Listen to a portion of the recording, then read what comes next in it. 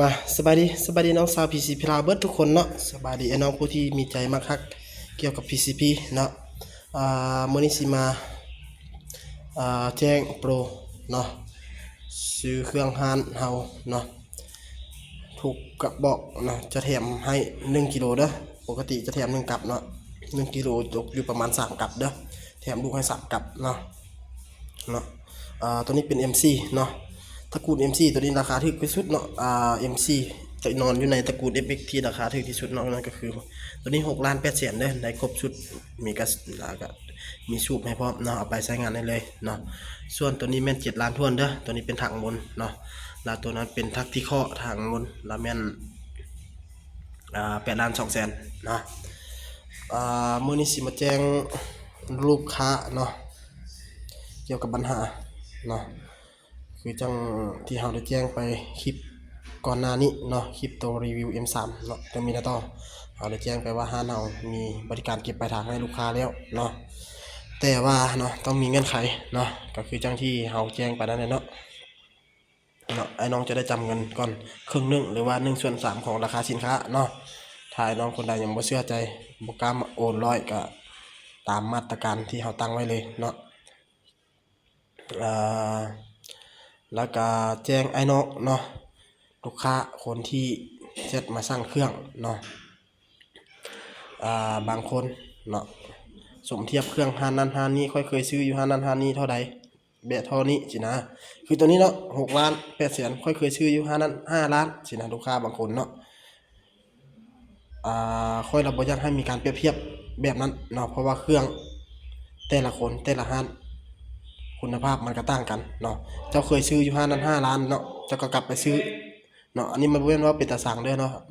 บ่แม่นว่าเจ้าว่าบ่ม่วนบ่แม่นว่าแบบนั้นเนาะอันนี้เฮาเว้าตามความจริงเลยเนาะห้านเฮาขายให้บ่ได้อีหลีเนาะบางคนเนาะต่อราคาสมมุติว่า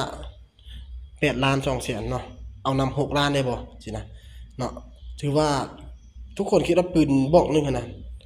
ได้กำไร5-6ล้านหัวได้กำไร3-4ล้านชัวร์เดี๋ยวว่าได้กำไรหลายสิวะบอกตรงๆเลยกำไรมันน้อยเดียวบินน้อยเดียวเนาะมีแต่อาศัยขายอันอื่นแถมไปนำเวลาลูกค้าเอาเครื่องไปอาศัยขายรูปขายอย่างให้ซื่อๆเนาะ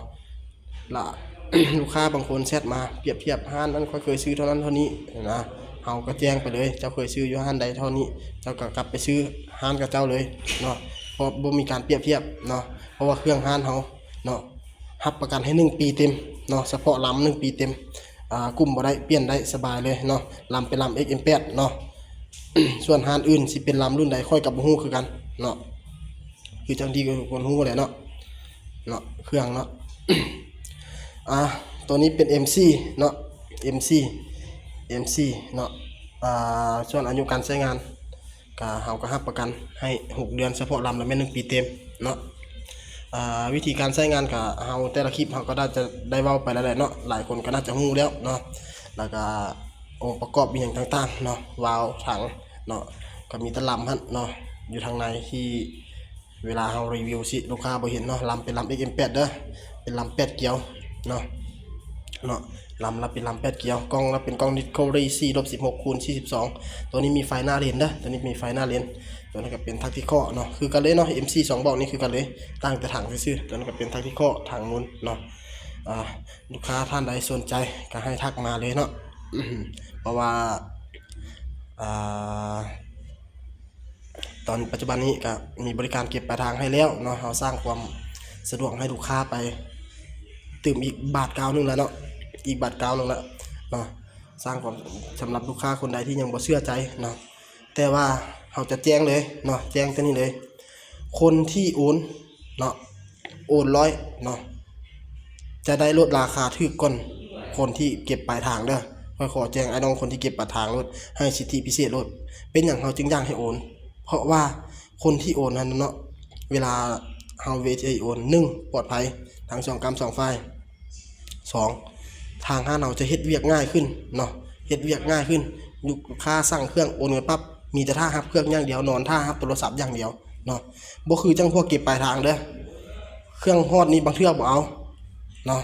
เครื่องได้ตีกลับมาเนาะเพราะฉะนั้นเขาจึงให้มัดจำเงินเนาะ เฮาให้มัดจำเงินถอกเงินก่อนครึ่งหนึงหรือว่า1/3ของราคาสินค้า1/3ของราคาเครื่องเนาะบางคนเครื่องไปฮอดแล้วโทรหาก็บ่รับติดต่อก็ยากเนาะเพราะฉะนั้นแล้วเฮาจะนโยบายหรือว่าลดราคาให้จำพวกที่โอนเนาะโอนก่อนโอนจะได้ราคาถูกก่อน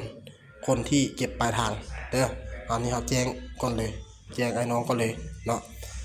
แล้วก็สำหรับไอ้น้องเนาะผู้ที่อยู่ไกลเนาะแล้วอยากมาเลือกเอามาลองเอาเนาะแม่นเฮาบ่รับเด้อขอแจ้งเลย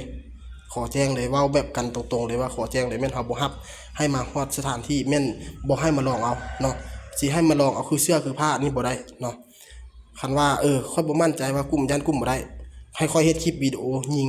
เครื่องค่อยรับประกันให้เจ้า1 ปีเต็มคันเจ้าบ่ยิงบ่ถูกเจ้าสามารถเปลี่ยนได้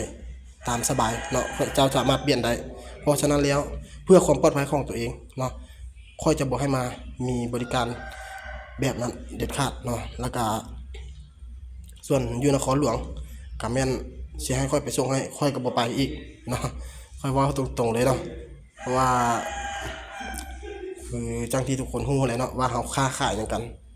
เนาะต้องเข้าใจเนาะต้องเข้าใจนำกันว่าเฮาค้าขายหยังกันเนาะต่างคนต้องรักษาความปลอดภัยให้กับตัวเองเนาะเพราะฉะนั้นแล้วอีหยังต่างๆเนาะเฮาก็ได้แจ้งไปเพื่อให้ไอ้น้องฮู้รับรู้นำกันเนาะหน้าที่ของไอ้น้องก็คือเช็คเครดิตเนาะใจเย็นๆเงินเฮาส่วนสิหาได้5 ล้าน6 ล้าน9 ล้าน10 ล้านเนาะบ่ต้องใจร้อนเนาะส่วนหลายไอ้น้องผู้ที่ถูกโกงส่วนหลายเนาะอยากได้ของดี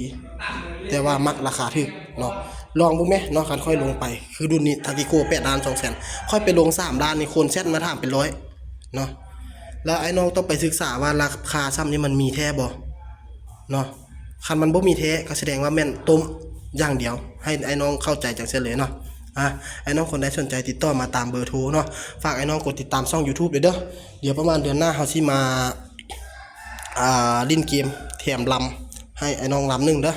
ลำเป็นลำแบ็กกูลก็ได้หรือว่า XM8 เนาะแถมลำให้ไอ้น้องเนาะสำหรับไอ้น้องผู้ที่กดติดตามเนาะเดี๋ยวเฮาสิมาแจ้งว่าเฮาเล่นเกมอย่างเนาะประมาณเดือนท้ายเดือนนี้แหละเนาะท้ายเดือนนี้หรือว่าต้นเดือนหน้าเด้อสิมาแถมลำฝากไอ้น้องกดติดตามช่อง YouTube ด้วยเด้อช่อง YouTube ของเฮานี่แหละ